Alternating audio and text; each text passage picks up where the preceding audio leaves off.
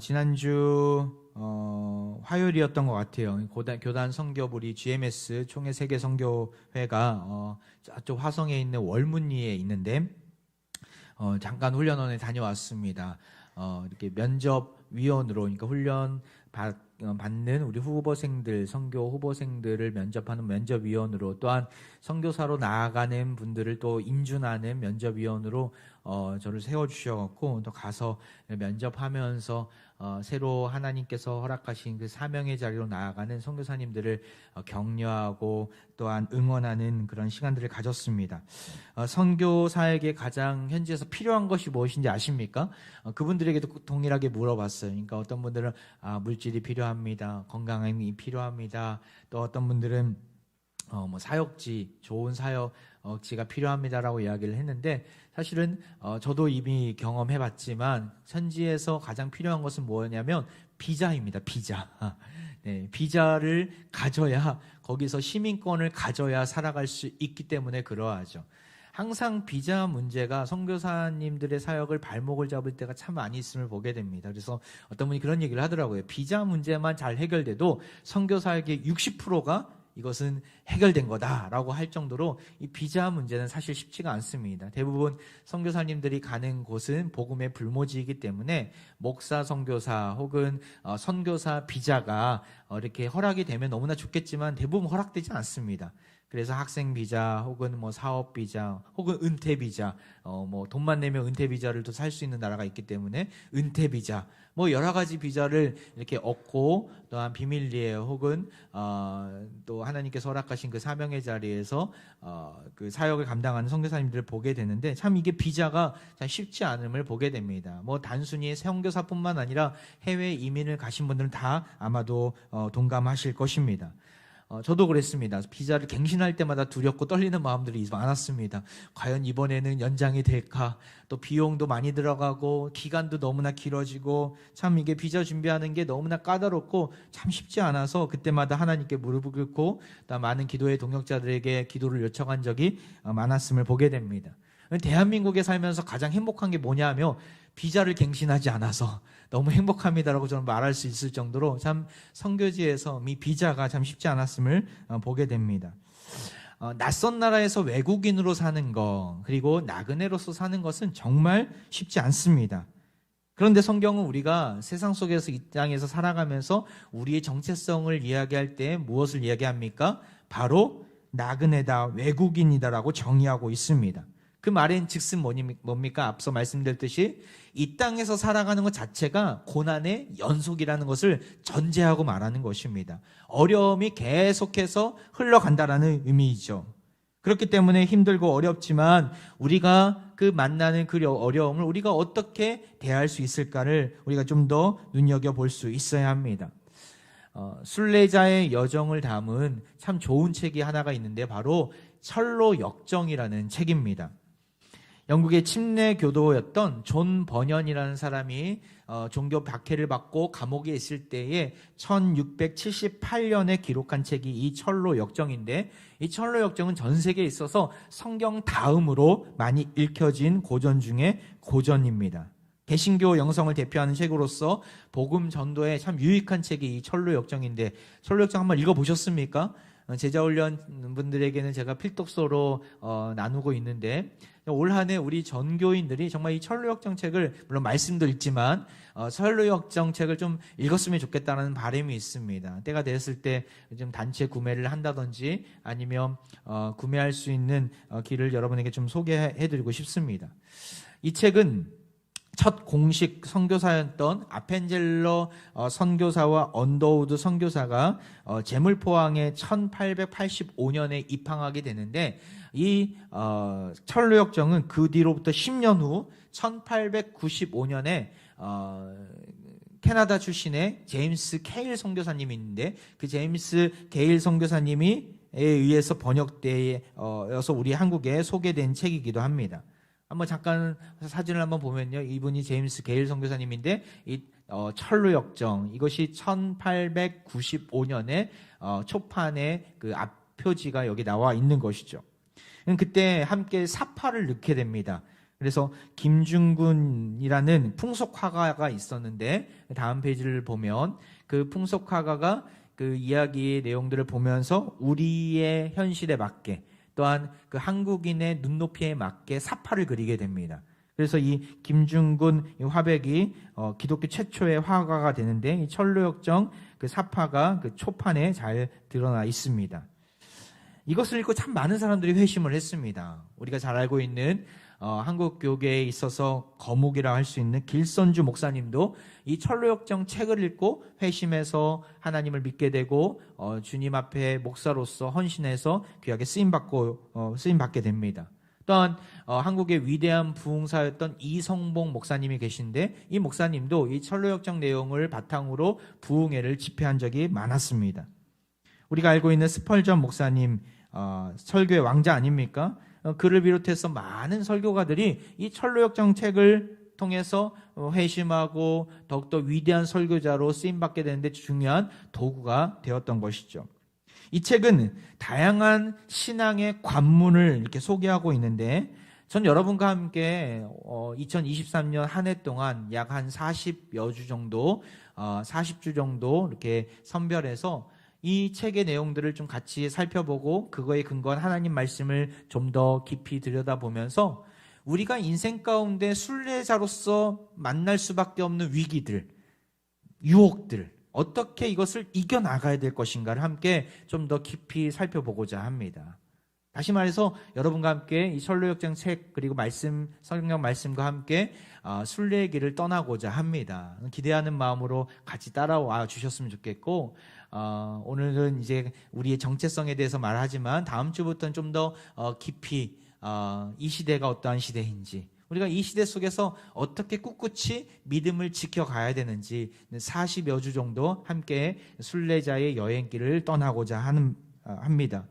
기대하는 마음으로 참여하시고 또 때로는 저기 가평에 가면 지구촌교회에서 마련한 필그림 수양관이 있는데 그 옆에 그 철로역정 공원이 조성되어 있는데 우리 가족들과 함께 그곳에 가서 또 하나님 말씀을 묵상하고 또 그곳에 있는 프로그램들이 있는데 한두 시간 정도 그 시간들을 좀 가지면서 순례의 길을 한번 미리 걸어보는 그런 은혜가 있기를 바랍니다. 자, 먼저 오늘은 여러분과 함께 그 길을 떠나기 전에 그 길은 어떠한 길인가? 이 순례자의 길은 도대체 어떠한 길인가? 오늘 히브리서 말씀을 통해서 조금 더 들여다보기를 원합니다. 먼저는 그 길은 어떠한 길입니까? 믿음으로 끝까지 외국인과 나그네임을 증언하는 길입니다. 믿음으로 끝까지 우리가 이 증언하면서 가야 되는 길이라는 것이죠. 무엇을요? 바로 내가 외국인이고 나그네로서 부름받았음을 말입니다. 13절 말씀 다시 한번 볼까요? 같이 읽어보겠습니다. 시작. 이 사람들은 다 믿음을 따라 죽었으며 약속을 받지 못하였을 때 그것들을 멀리서 보고 환영하며 또 땅에서는 외국인과 나그네임을 증언하였으니 외국인과 나그네의 인생길은 여러분 어떠한 인생길입니까? 본토박이 주민과 무엇이 다릅니까? 나그네는 당장 어렵고 힘든 길이 다가왔을 때 불평하지 않습니다. 가지지 못한다 하더라도 욕심을 내지 않습니다. 바로 정욕을 따라 행하지 않는다라는 말이죠. 왜 그렇습니까? 조금만 더 버티면 조금 더 인내하면서 그 길을 묵묵히 지나가다 보면 결국에는 약속의 땅으로 들어갈 것을 믿기 때문에 결국에는 그 언젠가 들어갈 본향이 앞에 놓여져 있음을 믿기 때문에 지금과는 비교할 수 없는 놀라운 복이 우리 앞에 보장되었음을 믿기 때문에 그 길을 묵묵히 따라간다라는 것이죠. 베드로는 이것을 알았던 자였어요. 그래서 베드로 전서 2장 11절에 보면 나그네와 거류민의 인생길을 살아가는 우리들에게 이렇게 말씀하고 있습니다. 같이 한번 읽어볼까요? 시작. 사랑하는 자들아 거류민과 나그네 같은 너희를 권하노니 영혼을 거슬러 싸우는 육체의 정욕을 제어하라. 우리 정체성이 어디에 있다고 이야기합니까? 거류민과 나그네에 있다. 똑같은 말입니다. 이 땅에 머물러 있는 자가 아님을 우리에게 알려주고 있는 것이죠. 그런데 그러한 자들에게 어떠한 모습이 있어야 된다고요? 육체의 정욕을 제어하라라고 말씀하고 있습니다. 이 세상에 미련을 두지 말고 세상 사람들과 똑같은 가치관과 정욕대로 살아가는 삶에서 벗어나서 내가 나그네임을, 내가 거류민임을, 내가 외국인임을 기억하고 묵묵히 믿음을 지키며 가라고 이야기하는 것이죠. 언제까지요? 오늘 우리가 본문 33절을 다시 한번 보면 다 믿음을 따라 죽었다라고 성경은 우리에게 얘기하는데 언제까지 그 믿음을 향해 나아간다는 것입니까? 바로 죽기까지, 바로 이 땅을 떠나기까지 믿음을 지켜 나아가라는 것을 이야기합니다. 이 육체의 정욕을 제어하면서 말입니다.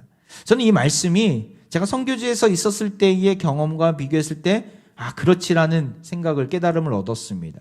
무슨 말이냐면 제가 나그네로서 그 땅에 입성했을 때 참 다양한 어려움들이 있었어요. 비자 문제도 있었고 건강에 대한 문제도 있었고 참 쉽지 않은 인도네시아에서 선교사의 삶을 살았지만 또 하나님이 떠나라고 하니까 또 떠나게 되더라고요.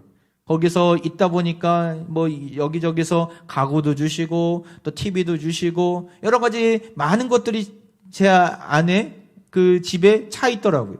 그런데 하나님이 또다시 깔리만탄으로 섬으로 들어가라 라고 하시니까 그 모든 것들을 가지고 들어갈 수가 없겠더라고요.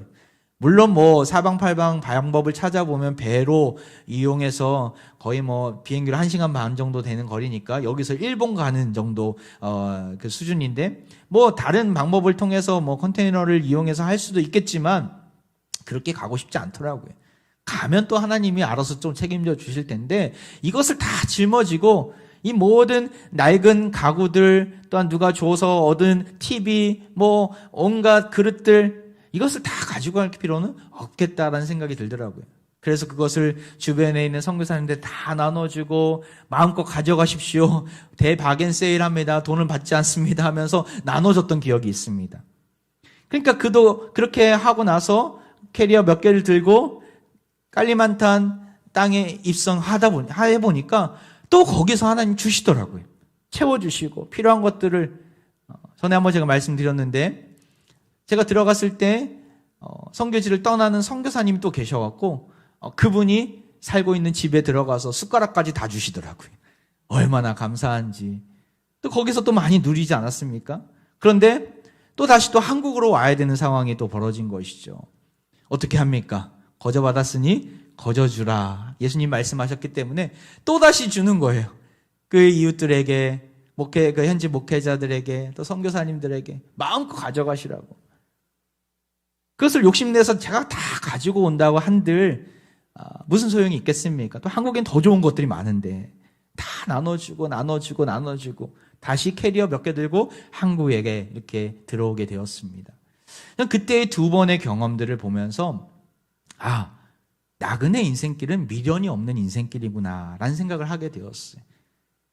육체의 정욕을 따라서 한다면 그것을 다 짊어지고 나는 다음 세상에서도 그걸 다 가지고 가리라 라고 생각하겠지만 그렇게 못합니다. 빈손으로 왔으니 빈손으로 갈 수밖에 없는 우리의 인생 아닙니까? 하나님께서 허락하신 그 영원한 본향은 어떠한 나라입니까? 이 세상에서 있는 그 어떤 것보다도 값진 것이 풍족한 나라 아닙니까? 그렇기 때문에 욕심을 내려놓게 되고 육체의 정욕을 내려놓게 되고 나그네의 인생길을 묵묵히 믿음을 지켜가며 갈 수 있는 것이죠. 사랑합평가정 여러분, 처음에는 누구나 열심을 내면서 이 사실들을 믿고 따라갈 수 있습니다. 하지만 때로는 우리가 이 세상에 살아가면서 세상 가치관에 물들다 보면 욕심이 생기고 육체의 정욕대로 나아갈 수밖에 없는 우리 연약한 모습 아닙니까? 다시금 내가 나그네임을 기억하시기 바랍니다. 잠시 잠깐 머무는 이 세상에서 영원토록 사는 인생이 아니라 잠시 잠깐 하나님이 허락하신 사명의 자리에서 귀하게 쓰임받다가 하나님이 약속하신 그 영원한 본향을 향해 담대하게 나아가는 주의 백성임을 기억하시기 바랍니다. 그러할 때 우리는 이 세상 가운데 낙심하지 아니하고 어려움이 왔다고 좌절하지 않고 다른 사람들과 비교하면서 살지 않고 주님만 바라보고 나아가게 될 줄 믿습니다. 그런 인생이 행복한 인생이고 2023년도 한 해가 그 나그네 인생길로 담대하게 나아가는 그 인생이 하나님 보시기에 복된 인생이기를 소망합니다. 나아가 순례자의 길은 어떠한 길입니까? 우리 14절에 보면 이렇게 나와 있는데요. 그들이 이같이 말하는 것은 자기들이 본향 찾는 자임을 나타냄이라. 무슨 말입니까? 믿음의 동역자들과 함께 걷는 길이라는 거예요. 무슨 말입니까? 여기 보면 주어들이 다 복수로 되어 있습니다. 그들, 자기들, 하나님께서 허락하신 그 백성들이 함께 하고 있음을 지금 이야기하면서 주어들이 다 복수로 되어 있어요. 그들 14절, 15절, 16절에 다 그렇게 나와 있지 않습니까? 13절에는 이 사람들 다 복수예요. 무슨 말입니까? 순례자의 길은 혼자 걷는 길이 아니라는 것이죠. 같이 간다라는 것입니다. 함께 가는 동역자들이 있다는 사실들을 여러분 기억하시기 바랍니다. 어떤 찬양의 가사처럼 왜 나만 겪는 고난이냐고 불평하지 마세요. 여러분, 우리만 겪는 고난이 아닙니다. 나의 믿음의 동역자들도 같은 고난을 겪고 있습니다. 하지만 참 감사한 것은 그들이 우리들과 함께 한다는 거예요. 우리와 함께 한다는 것이죠. 시험이 다가왔을 때 함께 있다면 우리는 일어날 수 있습니다. 다니엘에게도 큰 시험이 닥쳤을 때가 있습니다. 바로 왕의 음식과 포도주를 먹으라는 유혹이었죠. 그때 다니엘은 어떤 결단을 내립니까? 다니엘 1장 8절에 보면 다니엘은 뜻을 정하여 왕의 음식과 그가 마시는 포도주로 자기를 더럽히지 아니하리라 하고 자기를 더럽히지 아니하도록 환관장에게 구하였다라고 나옵니다. 당시의 왕의 음식과 포도주는 우상 숭배하면서 드렸던 음식들이었어요. 다니엘은 그것을 먹을 수가 없었던 것이죠. 나아가 이방 나라에서 먹는 음식과 또 포도주는 아무리 왕의 음식이라 할지라도 유대인의 의식에, 유대인의 결례와 율법에 맞지 않는 음식이었어요. 그렇기 때문에 그것을 먹을 수가 없었습니다. 그래서 자기를 더럽히지 않으려고 거룩함을 가지려고 하나님 보시기에 구별됨을 가지려고 그 음식을 먹지 않겠노라고 선언하면서 뜻을 정해서 채식을 그 환관장에게 구하게 됩니다. 목숨을 건 요구였죠. 하지만 결론은 어떻습니까? 다니엘과 왕의 음식을 먹은 모든 소년들보다 다니엘은 그 더 윤택하고 아름다운 모습을 지니게 되고 그 위기를 벗어나게 됩니다. 근데 우리가 여기서 좀 더 들여다봐야 될 것은 뭐냐면 이 시험은 다니엘 혼자서 감당하지 않았다라는 거예요. 누가 있었습니까?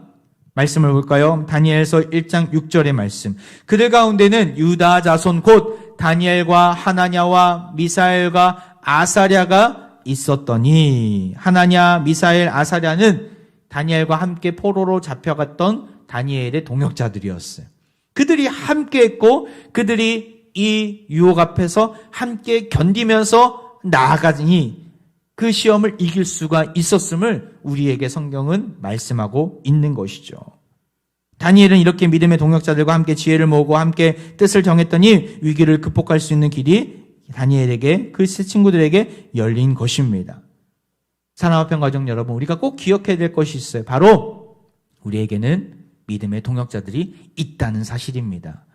전도서 4장 12절 말씀 같이 한번 읽어볼까요? 시작. 한 사람이면 패하겠거니와 두 사람이면 맞설 수 있나니 세 겹줄은 쉽게 끊어지지 아니하느니라. 제가 자주 인용하는 말씀인데 세 겹줄은 쉽게 끊어지지 아니하니라.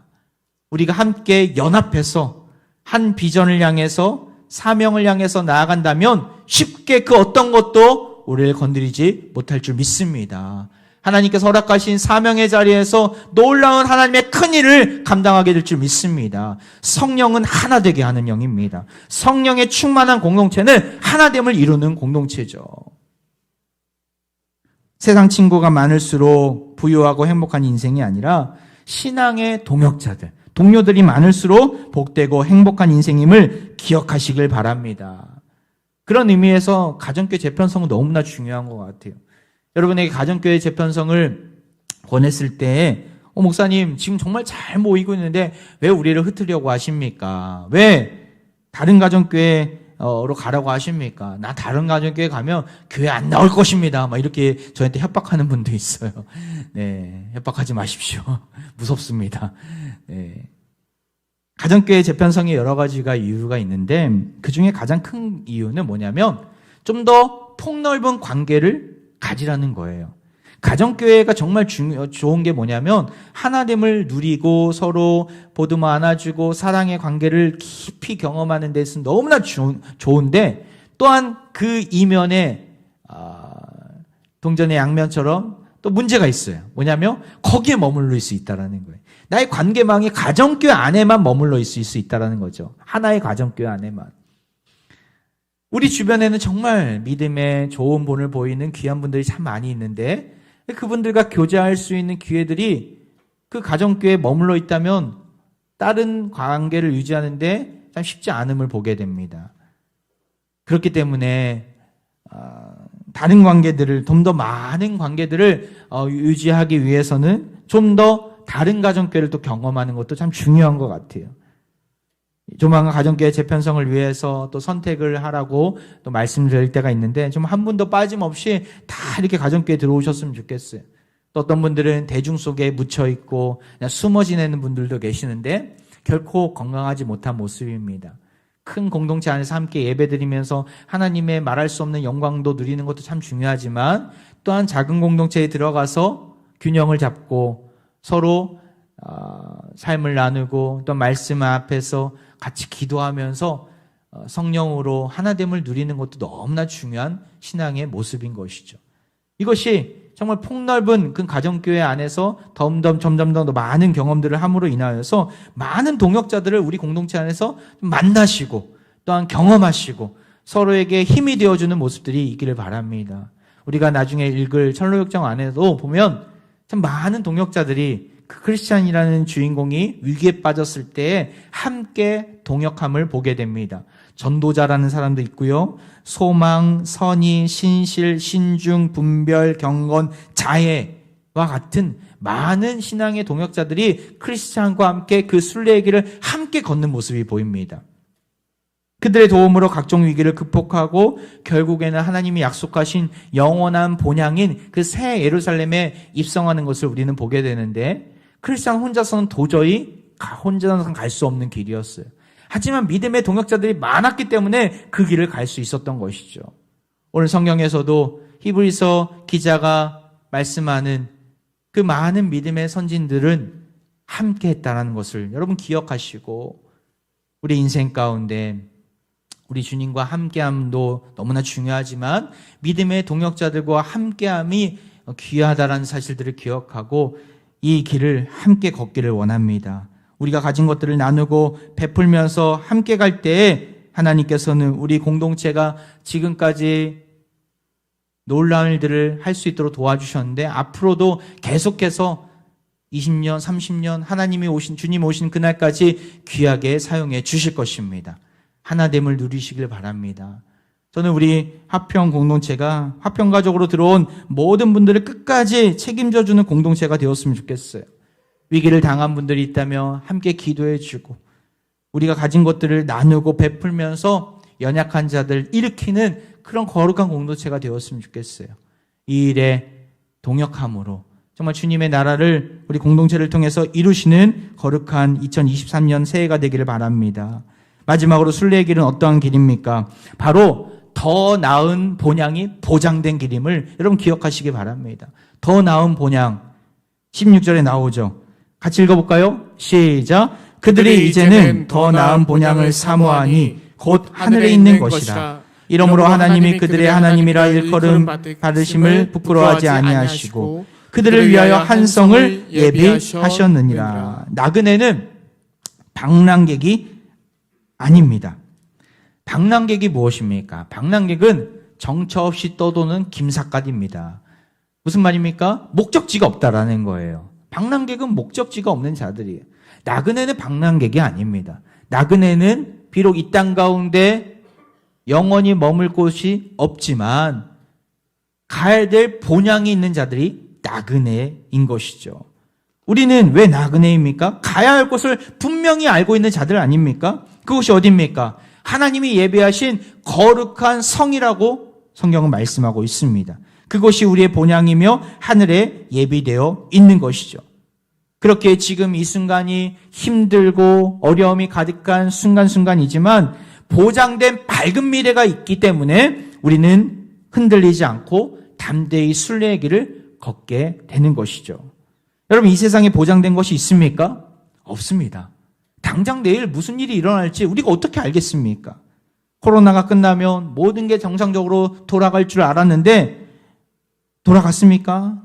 우크라이나 러시아의 전쟁이 우리의 삶 가운데 깊이 다가오게 되고 생각하지 못한 고금리의 시대 속에서 집값은 갑자기 하늘로 치솟았다가 땅으로 내리꽂는 롤러코스터와 같은 이 시대를 살아가고 있지 않습니까? 요동치는 이 현실 속에서 생각하지 못한 또한 질병이 찾아오고 소리 소문 없이 우리 가정, 우리 자손들에게 큰 괴로움으로 다가오고 있지 않습니까?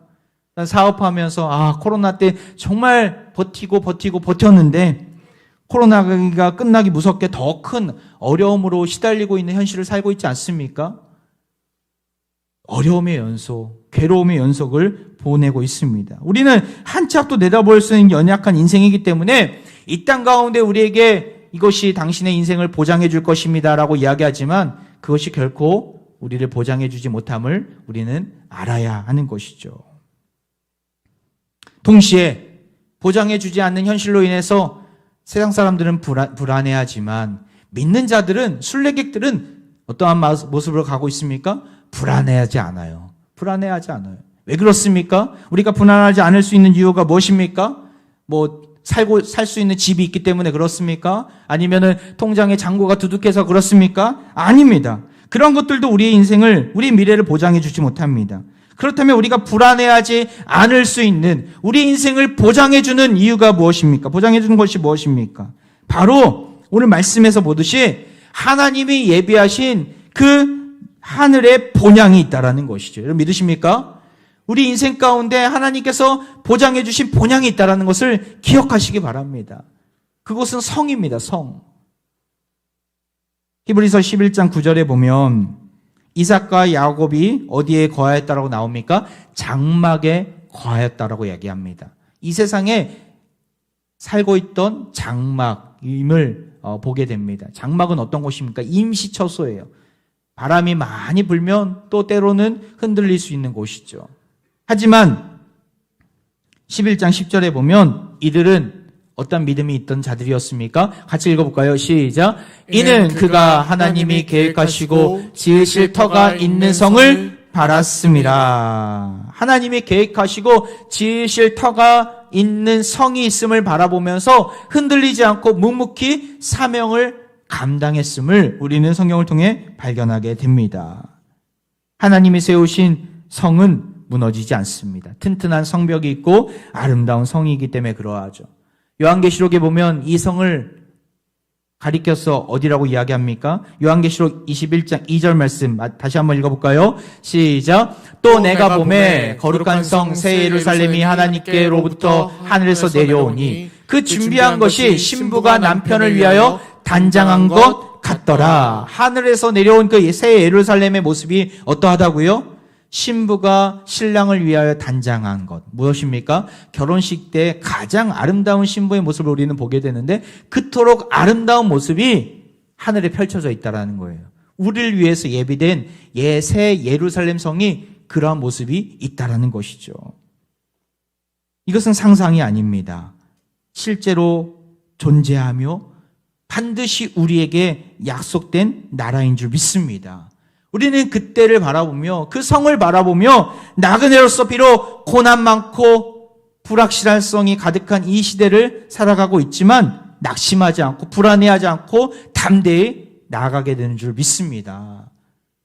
정처 없이 방황하는 자리에서 벗어나 하나님이 예비하신 가장 완벽하고 아름다운 성을 향해 담대히 발걸음을 내디디시는 우리 모두가 되기를 소망합니다.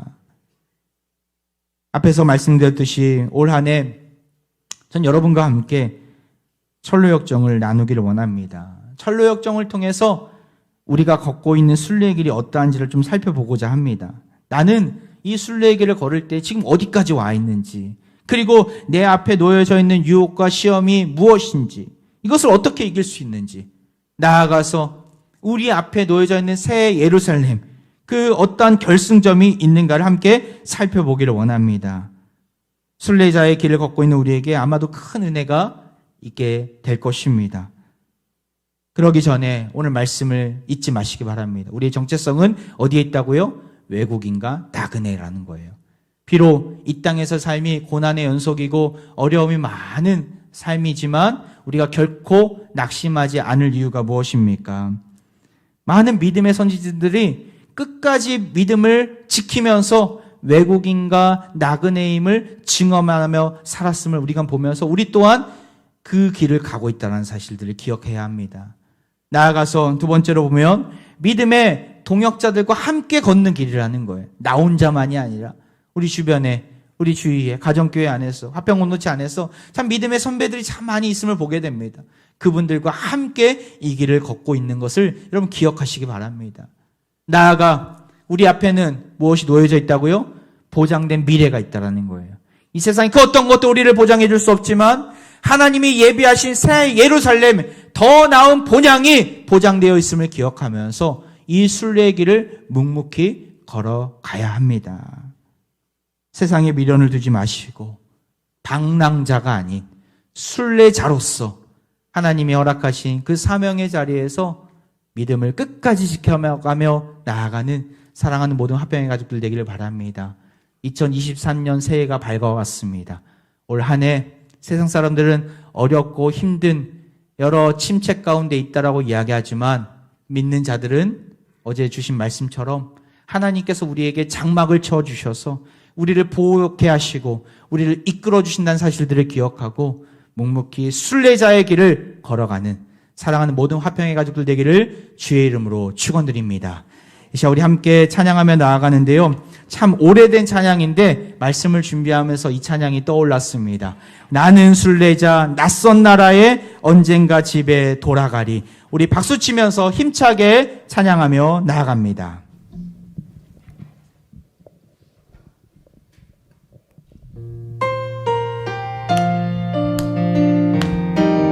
나는 순례자 낯선 나라에 나는 순례자 낯선 나라에 언젠가 집에 돌아가리. 어느 세상 방황치 않고 예수와 함께 돌아가리. 나는 순례자 돌아가리. 나는 순례자 돌아가리. 날 기다린 밝은 곳에 곧 돌아가리. 기쁨의 나라 예수와 함께 길이. 나는 순례자 방황하지만 나는 순례자 방황하지만 예수의 구주 이끄시네. 아멘. 영광에 나갈 소리 들을 때 천사 위에 찾아오. 나는 순례자 나는 순례자 돌아가리. 날 기다리는 밝은 곳에 곧 돌아가리. 기쁨의 나라 예수와 함께 길이. 마지막으로 나는 순례자 나는 순례자 피곤한 몸을 하늘 나라에 누리시네. 주 볼 때마다 영광 나타나 승리를 위해 찬양하리. 아멘. 나는 순례자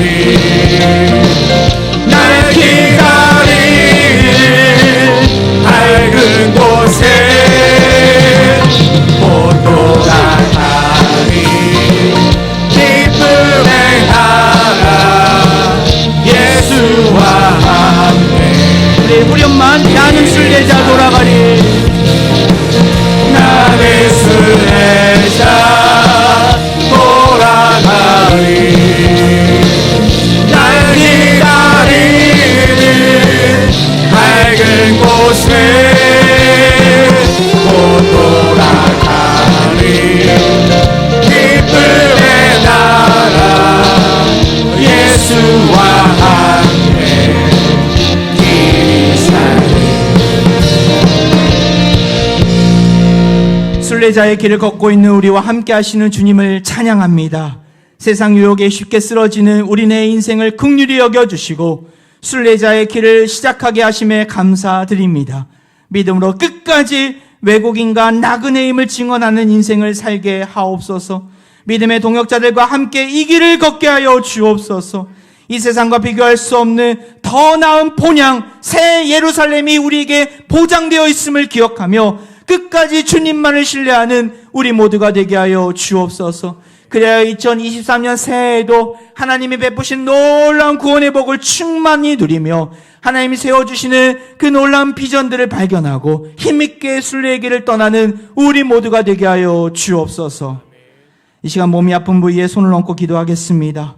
인생의 가장 낮고 어두운 곳에서 온갖 질병으로 신음하는 우리 환우들을 위해 기도합니다. 이 세상에 오셔서 모든 병과 모든 약한 것을 고치신 주께서 이들의 연약함을 고쳐 주옵소서. 회복시켜 주옵소서. 주께서 이들의 모든 아픔을 만져주시고 주님만을 바라보고 일어나게 하여 주옵소서. 그리하여 모든 질병이 주님의 살아계심을, 주님의 역사를 노래하는 놀라운 도구가 되게 하여 주옵소서. 사망에서 우리를 건지신 예수 그리스도의 이름으로 기도하옵나이다. 아멘.